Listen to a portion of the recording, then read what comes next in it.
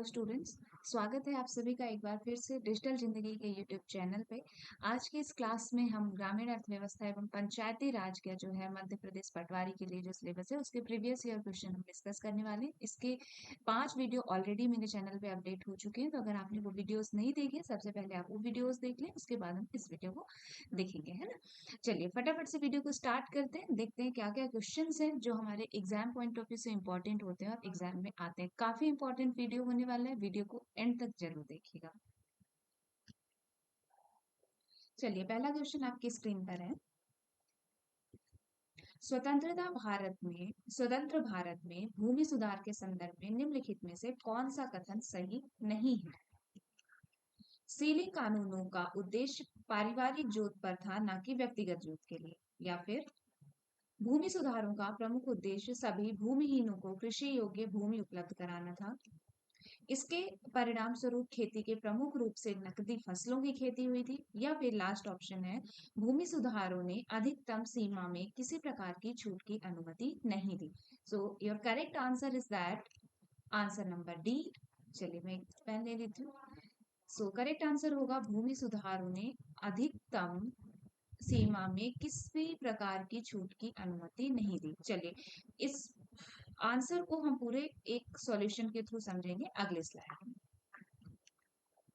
क्या हुआ था, ध्यान दीजिएगा, सभी भूमिहीनों को कृषि भूमि उपलब्ध कराने के लिए भूमि सुधार प्रमुख रूप से किए गए। ठीक है, यह कृषि योग्य भूमि के ऐतिहासिक अन्यायपूर्ण वितरण को ठीक करने के लिए किया गया। ठीक है, स्वतंत्रता के बाद किए गए भूमि सुधारों के 3 स्पष्ट उद्देश्य थे। कौन कौन से उद्देश्य थे? बिचौलियों का उन्मूलन, काश्तकारी सुधार और भूमि सीमा का उपयोग करके भूमि का पुनर्वितरण करना। ठीक है, साथ ही साथ बिचौलियों का उन्मूलन अपेक्षाकृत सफल रहा, लेकिन काश्तकारी सुधार और भूमि सीमा को सफलता कम मिली। ठीक है, क्या हुआ, उनको जो है सफलता कम मिली थी। ठीक है, चलिए अगला क्वेश्चन देखते हैं। निम्न में से कौन सा राज्य सबसे ज्यादा ग्रामीण गरीबी वाला राज्य है? बिहार, झारखंड, उड़ीसा या फिर असम। अब इसमें से बहुत सारे बच्चों को लगेगा बिहार, नहीं, इसका करेक्ट आंसर है आंसर सी, उड़ीसा राज्य, है ना। देखिए क्या हुआ था, एक्सप्लेनेशन के थ्रू मैं आपको बताती हूँ। उड़ीसा में सबसे ज्यादा ग्रामीण गरीबी, यानी कि ग्रामीण क्षेत्र में जो जनसंख्या निवास करती है वो ज्यादा गरीब किस राज्य में है? सो उड़ीसा में सबसे ज्यादा ग्रामीण गरीब है। उड़ीसा के बाद मध्य प्रदेश, बिहार, असम में सबसे अधिक ग्रामीण गरीबी है, यानी कि उड़ीसा के बाद फिर हमारा ही नंबर आता है, बिहार तो फिर भी थर्ड नंबर पे है ना। चलिए अगला क्वेश्चन देखते हैं। ग्रामीण गरीबी उन्मूलन के लिए किसने पूरा मॉडल के अपनाने की वकालत की? कौन सा मॉडल? पूरा मॉडल। अब चलिए पहले आंसर देख लेते हैं, फिर उसके बाद देखते हैं इस पूरा मॉडल को समझते हैं। इसका करेक्ट आंसर होगा डॉक्टर एपीजे अब्दुल कलाम। कौन होगा? डॉक्टर एपीजे अब्दुल कलाम, है ना। चलिए अभी आगे स्लाइड में मैं आपको बता रही हूँ, पूरा मॉडल मैं आपको समझा रही हूँ क्या होता है। देखिए ग्रामीण क्षेत्रों में शहरी सुविधाओं का प्रावधान, यानी कि ग्रामीण क्षेत्रों में भी शहरों जैसी सुविधाएं मिल सके, इसको जो है पूरा मॉडल कहते हैं। और इसकी जो सिफारिश थी उन्होंने डॉक्टर एपीजे अब्दुल कलाम और प्रोफेसर इमर्सन द्वारा तैयार की गई थी। ये जो मॉडल था उनके द्वारा तैयार किया गया था। ठीक है, भारत में ग्रामीण विकास की एक रणनीति है। ठीक है, यानी कि भारत में क्या है, डेवलपमेंट, जैसे आपने देखा होगा कि ओवरऑल वर्ल्ड के कंपैरिजन में इंडिया में किसी चीज को इम्प्लीमेंट करना थोड़ा मुश्किल हो जाता है। क्यों? Because of the rural development. यानी कि शहर में क्या होता है, शहर में जो लोग हैं उनको कुछ चीजें समझाना फिर भी इजी हो जाता है, लेकिन ज्यादातर जनसंख्या हमारी क्या है, वो रूरल क्षेत्रों में निवास करती है। सो भारत के लिए एक बहुत बड़ा टास्क होता है किसी भी चीज के लिए लेकर हो, है ना।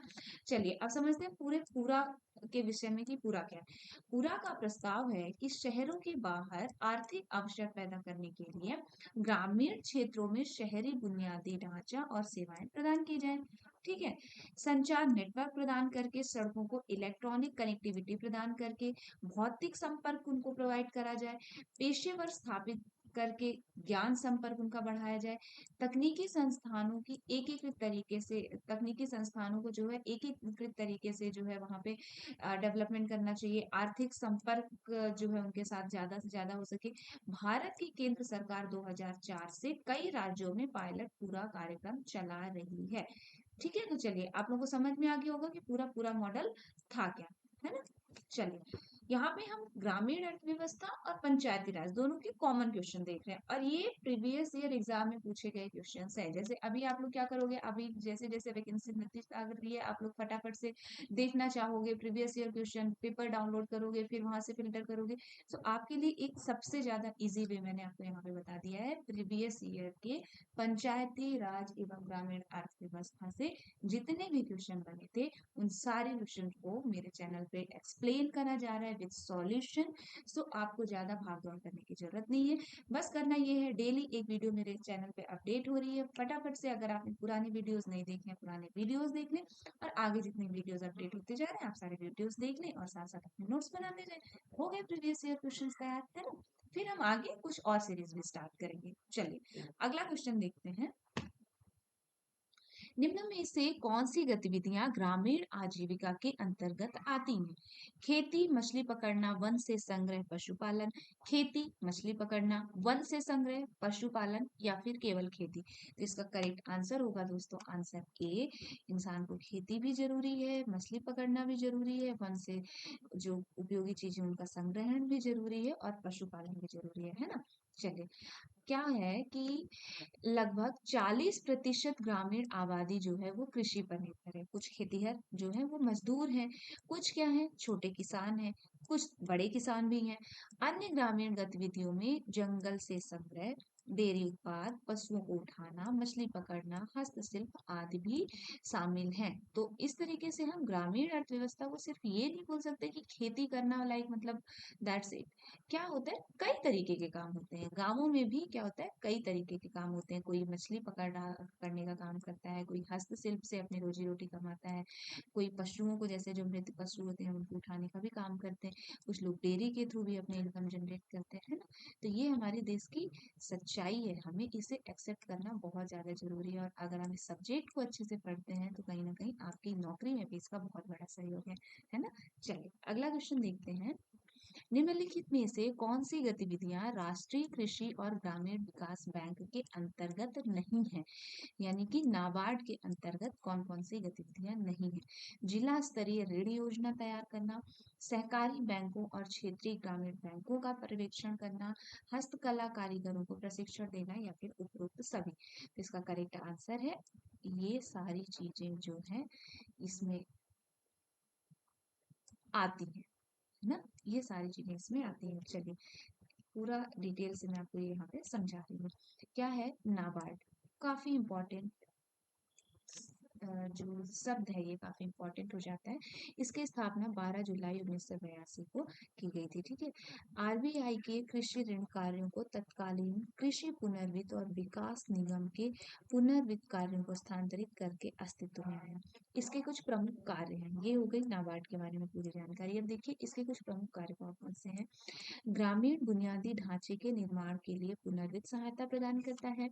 इन लक्ष्यों को प्राप्त करने में बैंकिंग उद्योग का मार्गदर्शन करने, प्रेरित करने के लिए जिला स्तरीय ऋण योजना तैयार करना इसका काम है। सहकारी बैंकों को क्षेत्रीय ग्रामीण बैंक सहकारी बैंकों और क्षेत्रीय ग्रामीण बैंकों का पर्यवेक्षण करना, ताकि उन्हें सुदृढ़ बैंकिंग प्रथाओं को विकसित करने में मदद मिल सके, उन्हें सीबीएस प्लेटफॉर्म से जोड़ा जा सके। ठीक है, भारत सरकार की विकास योजनाओं के कार्यान्वयन के लिए नई विकास योजनाओं को डिजाइन करना, हस्तशिल्प कारीगरों को इन वस्तुओं को बेचने के लिए उन्हें एक विपणन मंच प्रदान करने के लिए प्रशिक्षण देना। ये सारे क्या है, ये सारे नाबार्ड के काम है। किसके काम है? नाबार्ड। नाबार्ड के ये सारे जो है काम है। ठीक है, तो ऑब्वियस है कि जो क्वेश्चन हम पढ़ रहे हैं वो क्वेश्चन तो एग्जाम में नहीं बनेगा, बट ये जो एक्सप्लेनेशन है इसका आप लोग स्क्रीनशॉट ले लीजिए या नोट डाउन करते जाइए, बिकॉज यहाँ कहीं से क्वेश्चन जरूर बनने वाला है। चलिए अगला क्वेश्चन है। निम्नलिखित में से कौन सा तत्व सामाजिक समावेशन का आवश्यक अंग है? महिला शिक्षा में गुणात्मक सुधार, प्रत्येक बच्चा समान अवसर एवं अनुभव पाने का हकदार है। योग्यता आधारित छात्रवृत्ति हेतु उदार नीति, वंचित समूहों हेतु विशिष्ट विद्यालय। क्या होगा इसका correct answer? Correct answer is answer B, प्रत्येक बच्चा समान अवसर एवं अनुभव पाने का अधिकार है। यही तो हुआ सामाजिक समावेशन, है ना। चलिए इसको मैं अभी आपको आगे स्लाइड में पूरा समझा रही हूँ। शिक्षा में सामाजिक समावेश एक ऐसा मॉडल है जो बच्चों को, विशेष आवश्यकता वाले बच्चों को अलग या अलग किए बिना ही कक्षा में सीखने का अवसर देता है। यानी कि जो डिफरेंट स्टूडेंट होते हैं, some kind of students are different by mind और डिफरेंट एक्टिविटीज के थ्रू, सो उनको या तो अलग से बिठाकर समझाया जाए या उन बच्चों के साथ ही उनको समझाने की तकनीक हम कुछ अपना लें, है ना। तो ये इस मॉडल का उद्देश्य है। साथ ही साथ इसका उद्देश्य है विविधता, शून्य, अस्वीकृति और सहयोग का सम्मान करना। ठीक है, सो इसलिए answer B is correct. Okay, चलो नेक्स्ट क्वेश्चन है।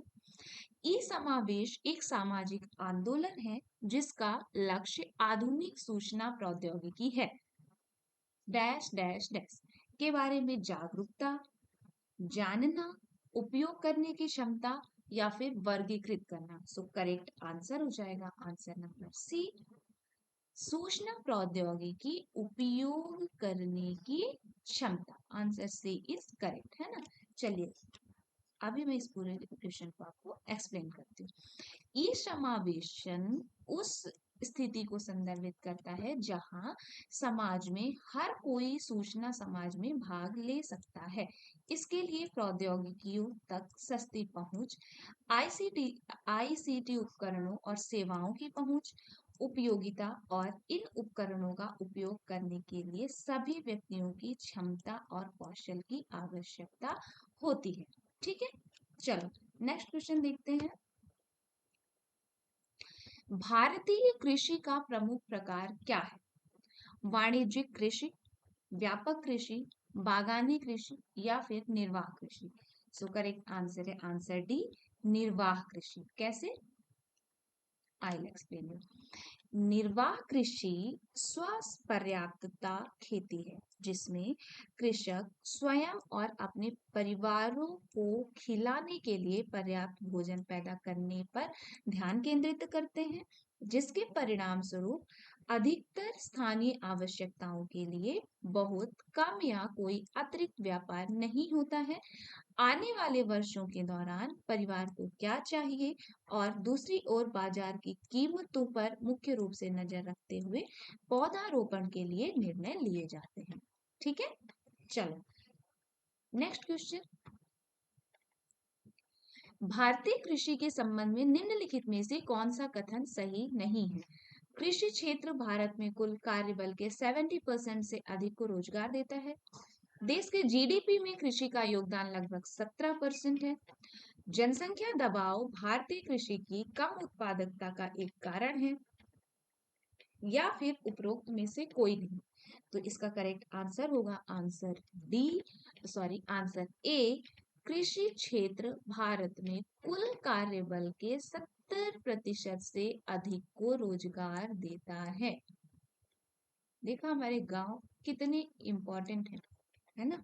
चलो देखते हैं इसको डिटेल से, मैं अभी आपको समझाती हूँ। कृषि क्षेत्र भारत में कुल कार्यबल का लगभग 50% कार्यरत है और देश के सकल घरेलू उत्पाद में लगभग 17% का योगदान देता है। भूमि पर जनसंख्या का भारी दबाव है।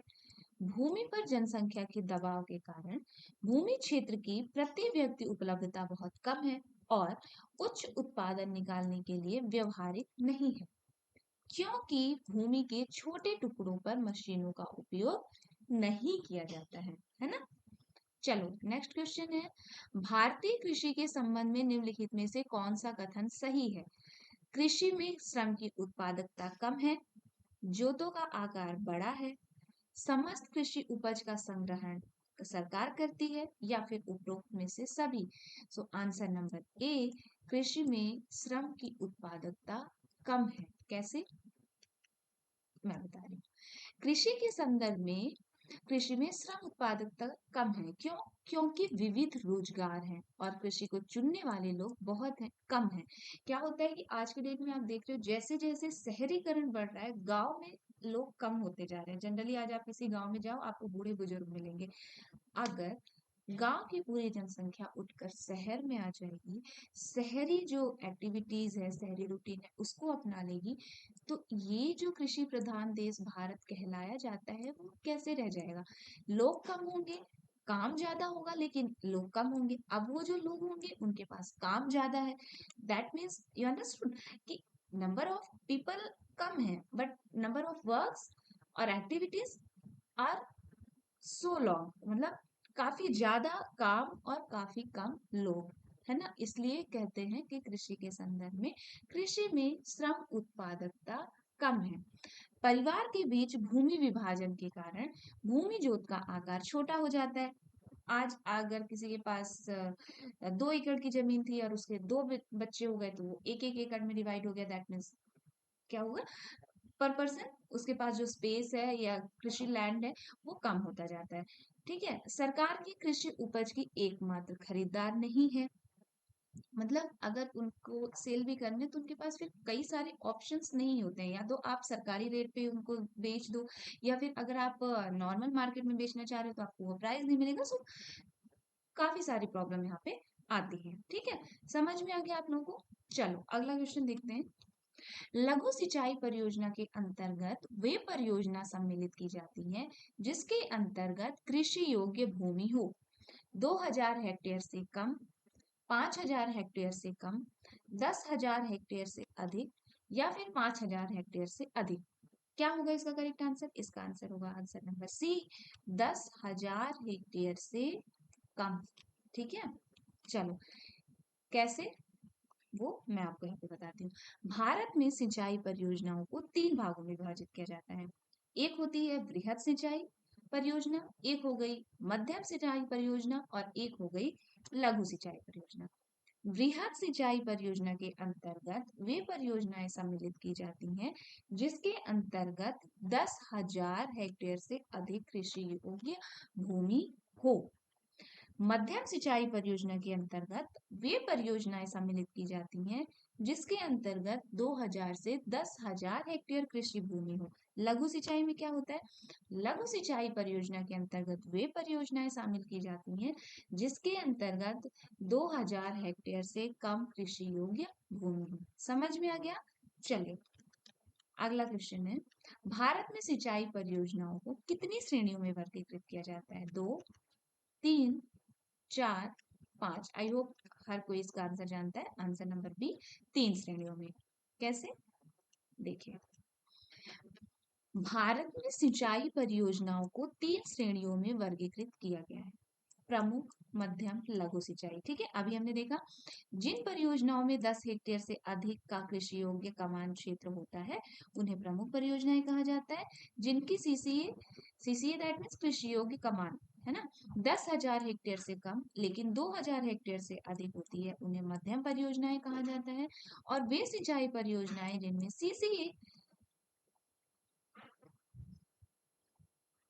सीसीए होता है 2000 हेक्टेयर या उससे कम, उन्हें क्या है? लघु परियोजना के रूप में जाना जाता है। क्या बोलते हैं उसको? लघु परियोजना के रूप में जाना जाता है। लघु सिंचाई परियोजनाओं में उनके स्रोत के रूप में सतही और भूजल दोनों होते हैं, जबकि बड़ी और मध्यम परियोजनाएं ज्यादातर सतही जल संशोधन का संसाधनों का जो है क्या करती है? दोहन करती है। होता है ना कि बड़ों के पास ज्यादा है, छोटों के पास है ही नहीं। ठीक है, चलो अगला क्वेश्चन देखते हैं। निम्नलिखित में से किस ग्रामीण योजना का स्वर्ण जयंती ग्राम स्वरोजगार योजना में विलय हो गया है? आंसर ऑप्शंस आपके सामने है। इसका मैं आपको करेक्ट आंसर बताती हूँ, इसके सारे फुल फॉर्म भी मैं आपको बताऊंगी।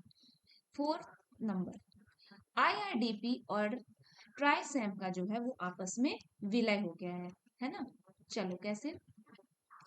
आईआरडीपी, ट्राइसैम, डीडब्ल्यूसीआरए, जीकेवाई, सित्रा या सितारा, FWS के विलय के साथ 9वीं योजना कार्यक्रम को ध्यान में रखते हुए अप्रैल 99 में एक स्वर्ण जयंती कार्यक्रम योजना स्वरोजगार योजना जो है शुरू कर दी। ठीक है, तो इन चीजों का जो है यहाँ पे विलय किया गया था। ठीक है, इन योजनाओं का जो है वो यहाँ पर क्या हुआ था, विलय हुआ था।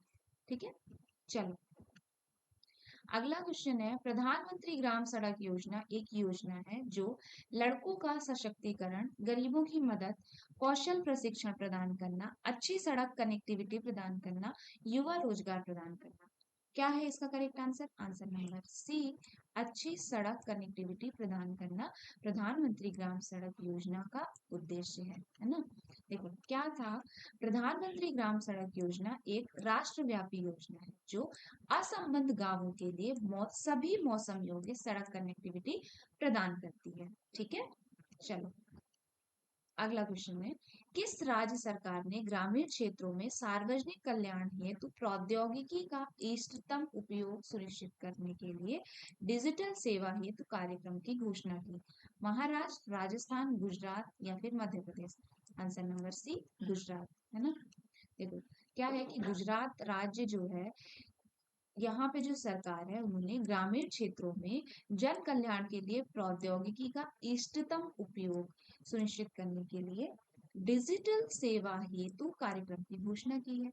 यह कार्यक्रम केंद्र की भारत नेट परियोजना के तहत शुरू किया गया है। डिजिटल सेवा हेतु कार्यक्रम के तहत ग्राम पंचायतों को ऑप्टिकल फाइबर नेटवर्क के माध्यम से जोड़कर राज्य की सभी 14,000 ग्राम पंचायतों में जन कल्याण सेवाएं उपलब्ध कराई जाएंगी। ये इस कार्यक्रम का क्या है, उद्देश्य है। ठीक है, तो इस हिसाब से आप लोग समझ सकते हो कि क्यों गुजरात को ज्यादातर विकसित प्रदेशों में काउंट किया जाता है ना। चलो अगला क्वेश्चन आप लोगों के सामने है, इंदिरा आवास योजना जिसे अब प्रधानमंत्री ग्रामीण आवास योजना के नाम से जाना जाता है, इंदिरा आवास योजना की शुरुआत किसने की थी? इंदिरा गांधी, राजीव गांधी, डॉक्टर मनमोहन सिंह या फिर पीवी नरसिम्हा राव ने? इसका करेक्ट आंसर होगा इंदिरा गांधी ने। देखो इंदिरा गांधी आवास योजना जिसे अब प्रधानमंत्री ग्रामीण आवास योजना के नाम से भी जाना जाता है, यह भारत में ग्रामीण गरीबों को आवास प्रदान करने के लिए भारत सरकार द्वारा तैयार किया गया सामाजिक कल्याण कार्यक्रम है। 1985 में भारत के तत्कालीन, I think something is wrong, इसका करेक्ट आंसर होगा राजीव गांधी, है ना। ये एक मिनट, इसका जो करेक्ट आंसर होगा ये नहीं होगा, सॉरी, इसका करेक्ट आंसर होगा राजीव गांधी, है ना। चलो आगे समझते हैं इसको। आई थिंक इस स्लाइड में कुछ गलत मेंशन था। 1985 में भारत के तत्कालीन प्रधानमंत्री राजीव गांधी द्वारा गांवों में बीपीएल जनसंख्या के लिए घरों के निर्माण के लिए ग्रामीण विकास मंत्रालय के प्रमुख कार्यक्रमों में से एक के रूप में इंदिरा आवास योजना की शुरुआत की। किसने करी? राजीव गांधी ने, है ना। शहरी गरीबों के लिए इस योजना इस तरह की योजना 2015 में 2022 तक के लिए आवास के रूप में शुरू की गई थी। 1989 में इंदिरा आवास योजना को जवाहर रोजगार योजना में शामिल किया गया था और 1 जनवरी, ये कुछ एडिशनल चीजें मैं आपको यहाँ पे बता रही हूँ, 1 जनवरी 1996 में यह एक स्वतंत्र योजना के रूप में काम कर रही है। ठीक है, चलो अगला क्वेश्चन है, ग्रामीण भारत में आमतौर पर किस प्रकार की बेरोजगारी है? शिक्षित, चक्री, प्रछन्न या फिर स्वैच्छिक? तो यहाँ पे ज्यादातर बेरोजगारी क्या है? प्रछन्न बेरोजगारी है। देखो क्या होता है, शिक्षित बेरोजगारी एक ऐसी स्थिति को संदर्भित करती है जिसमें एक शिक्षित व्यक्ति को उपयुक्त उपयुक्त नौकरी मिल जाती है, मिल पाती है। ठीक है, चक्रीय बेरोजगारी फिर क्या होता है आप लोग पूछोगे। चक्रीय बेरोजगारी व्यवसायिक गतिविधि का एक हिस्सा है, यह मंदी अर्थव्यवस्था की कम वृद्धि के कारण होता है। प्रछन्न बेरोजगारी क्या होता है? प्रछन्न बेरोजगारी को छिपी हुई बेरोजगारी के रूप में जाना जाता है, जिसमें जरूरत से ज्यादा लोगों को किसी गतिविधि के लिए लगाया जाता है। इसे कृषि क्षेत्र में देखा जा सकता है। जनरली ये गांवों में आपको मिलेगा। क्या होता है, एक होता है ना कि आपको बाहर से किसी घर में देखने में सब कुछ बहुत अच्छा दिख रहा है बट एक्चुअल में होता नहीं है। जनरली लोग बोलते हैं जैसा दिख रहा है वैसा नहीं है, तो वो क्या हो जाता है, प्रच्छन्न बेरोजगारी के अंतर्गत आता है। ठीक है, स्वैच्छिक बेरोजगारी एक ऐसी स्थिति है जिसमें मजदूर स्वेच्छा से विभिन्न अवसरों जैसे कम वेतन, बेहतर अवसरों की तलाश में आदि के कारण अपनी वो एक स्वैच्छिक कंडीशन हो गई है ना कि वो अपनी जॉब क्विट कर देता है और बेस्ट ऑप्शन। चलो अगला क्वेश्चन है, नरेगा को मनरेगा का नाम कब दिया गया? 2 अक्टूबर 2007, 2 फरवरी 2008, 2 अक्टूबर 2009 या फिर 2 अक्टूबर 2010। तो इसका करेक्ट आंसर हो जाएगा आंसर नंबर सी, 2 अक्टूबर 2009 को। क्या है, नरेगा को मनरेगा में कन्वर्ट करा गया, महात्मा गांधी का नाम जोड़कर इसे इसमें क्या करा गया, नरेगा योजना में महात्मा गांधी का नाम जोड़ दिया गया और 2 अक्टूबर 2009 को इस नाम को दिया गया था। ठीक है, तो ये आपको इजी हो जाएगा समझने में। भारत की ग्रामीण अर्थव्यवस्था में किस क्षेत्र का सबसे बड़ा योगदान है? प्राथमिक, माध्यमिक, तृतीयक या उपयुक्त में से कोई नहीं। तो आंसर नंबर 1 प्राथमिक क्षेत्र का सबसे बड़ा योगदान है। क्या है प्राथमिक क्षेत्र? क्या है कि भारत की ग्रामीण अर्थव्यवस्था किस पर आधारित है? यू ऑल नो, कृषि पर आधारित है। ग्रामीण क्षेत्र में आजीविका का प्रमुख स्रोत क्या है? कृषि है। भारत के 20% सकल घरेलू उत्पाद कृषि से संबंधित है। किससे संबंधित है? कृषि से संबंधित है। तो क्या हो जाता है, प्राथमिक क्षेत्र में कृषि, दुग्ध, मछली पकड़ना, वानिकी आदि शामिल हो जाता है। माध्यमिक क्षेत्र में कौन कौन सी चीजें आ जाती है? सूक्ष्म, लघु, मध्यम उद्योग आ जाते हैं और कृषि आधारित उद्योग इसके अंतर्गत आ जाते हैं। ठीक है, अब फिर क्या होता है, तृतीय क्षेत्र कौन सा कहला जाता है? तृतीय क्षेत्र में सेवा क्षेत्र अनिवार्य रूप से विभिन्न ग्रामीण उत्पादों, ग्रामीण पर्यटन, परिवहन, खुदरा और विभिन्न ग्रामीण उत्पादों के लिए थोक बाजार, शिक्षा आदि ग्रामीण सेवाएं शामिल हैं। तो सबसे ज्यादा ग्रामीण अर्थव्यवस्था को फिर कौन प्रभावित करेगा? ऑब्वियसली प्राथमिक क्षेत्र करेगा, क्योंकि दूध उत्पादन गांवों में होता है, कृषि गांवों में होती है, मछली पालन ज्यादातर गांव के लोग कर लेते हैं। तो इस तरीके से क्या है, ज्यादा इफेक्ट किसको पड़ता है? प्राथमिक क्षेत्र से पड़ता है ना। चलो लास्ट क्वेश्चन देखते हैं, निम्नलिखित में से किस प्रकार की भूमि के लिए बाढ़ सिंचाई पद्धति सबसे उपयुक्त है? पहाड़ी इलाकों में गहरी ढलान, शुष्क क्षेत्र, असमतल भूमि, चट्टान वाली भूमि। करेक्ट आंसर होगा आंसर नंबर सी, असमतल भूमि। कैसे? देखो अभी मैं आपको समझा रही हूँ। क्या है कि सिंचाई की बाढ़ विधि में एक भूखंड या खेत में एक पानी का चैनल खोलने से मिलकर बनता है। ठीक है, होता है ना कि जब ज्यादा बारिश हो रही है तो लोग मेड़, आपने सुना होगा, उसको बांध देते हैं कि भाई पानी यहीं रुक जाए, या फिर ज्यादा पानी हो रहा है तो उसको खोल दो आगे बढ़ जाए, ताकि पानी सभी दिशाओं में स्वतंत्र रूप से बह सके और एक सतत चादर के रूप में भूमि की सतह को कवर कर सके, है ना। अब क्या है, यह सिंचाई का सबसे अकुशल तरीका है। क्यों? क्योंकि लगभग 20% पानी का उपयोग वास्तव में पौधों द्वारा किया जाता है, बाकी क्या होता है वो या तो रिसरा होता है वाष्पीकरण के थ्रू या फिर वो अफवाह के थ्रू चला जाता है। जल वितरण बहुत असमान है और फसल की वृद्धि एक समान नहीं हो पाती है। इसलिए जनरली क्या है, यह असमान भूमि के लिए ज्यादा उपयुक्त है, जहाँ संतलन की लागत अधिक है और जहाँ पानी की एक सस्ती और प्रचुर मात्रा में आपूर्ति उपलब्ध हो सकती है ना। क्या है कि पहाड़ी इलाकों में क्या होता है, ऊपर से पानी आ रहा है, वो नीचे की तरफ बहता हुआ चला जाएगा, तो क्या होगा, सारे खेतों को बराबर से पानी मिल जाएगा, है ना। चलो आई होप आपको सारे क्वेश्चंस और उसके सॉल्यूशन समझ में आए होंगे। अगर पूरा वीडियो आपने देखा है, आपके लिए काफी इंपॉर्टेंट होने वाला है, पटवारी के एग्जाम के लिए ये वीडियो काफी इंपॉर्टेंट होने वाला है, बिकॉज सारे प्रीवियस ईयर के क्वेश्चंस मैं आपको यहाँ इस चैनल पे एक्सप्लेन करती हूँ।